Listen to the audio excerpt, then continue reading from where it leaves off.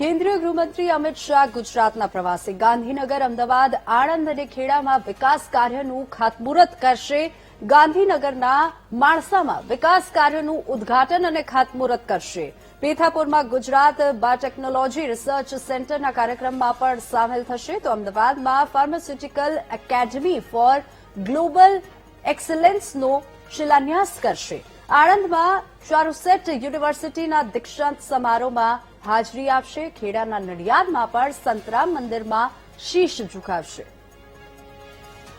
વધુ વિગતો સાથે સંવાદદાતા મેહુલ આપણી સાથે ફોન લાઈન પર જોડાઈ ગયા છે. જી મેહુલ, હવે ગૃહ રાજ્યમંત્રી અમિત શાહ આપણી સાથે ગુજરાતના પ્રવાસે આવવાના છે. આગળનો તેમનો કાર્યક્રમ કેવો રહેશે? બિલકુલ, પ્રધાનમંત્રી નરેન્દ્ર મોદીના 2 દિવસના જે 3 દિવસના કાર્યક્રમ છે તે બાદ હવે કેન્દ્રીય ગૃહમંત્રી અમિત શાહ ગુજરાતના પ્રવાસે આવ્યા છે.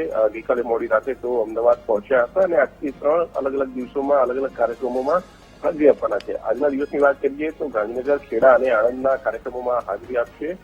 માણસા જે તેમનું ગામ છે, તેમનું વતન છે, ત્યાં આર્ટ એન્ડ કોમર્સ કોલેજની અંદર એસએજીની સાથે મળીને સ્પોર્ટ્સ કોમ્પ્લેક્સ જે બનાવવા જઈ રહ્યા છે તેનો લોકાર્પણ અને ખાતમુહૂર્તના કાર્યક્રમ જે છે તેમાં ઉપસ્થિત રહેવાના છે. અન્ય વિકાસ કાર્યોનું પણ લોકાર્પણ અને ખાતમુહૂર્ત તેઓ કરશે.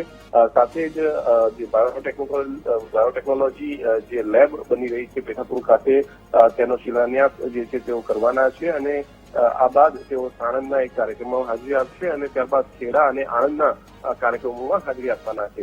તબક્કાવાર આ કાર્યક્રમો રહેશે. આવતીકાલે ઉત્તરાયણના પર્વને લઈને પણ અમદાવાદના કાર્યક્રમોમાં તેઓ હાજરી આપશે. જી મેહુલ, આભાર સમગ્ર માહિતી બદલ.